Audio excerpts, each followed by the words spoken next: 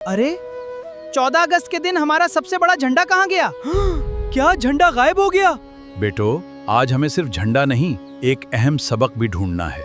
देखो, यहाँ सब्ज और सफेद रिबन पड़े हैं। ये तो झंडे की तरफ जाने वाला रास्ता लग रहा है। चलो सब मिलकर इस निशान का पीछा करते हैं, शायद हमें झंडे के साथ कोई बड़ा सबक भी मिल जाए। ये रहा झंडा, मगर ये यहाँ किसने रखा? और ये लकड़ी का पुराना संदूक यहाँ क्यों है? लगता है इस संदूक में हमारे लिए कोई अहम पैगाम छुपा हुआ है।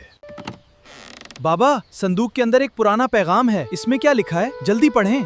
सिर्फ झंडा लहराने से नहीं, बल्कि अपने मुल्क और काम करने से साबित होती है।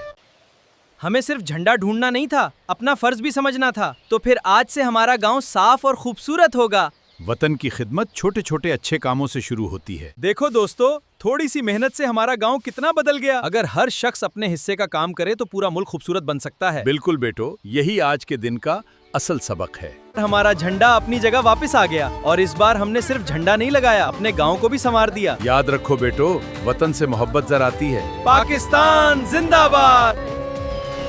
आज हमें समझ आ गया, यही सच्ची आजादी है। हम सफाई रखेंगे, यही सच्ची आजादी है, अपने वतन से मोहब्बत। पाकिस्तान जिंदाबाद।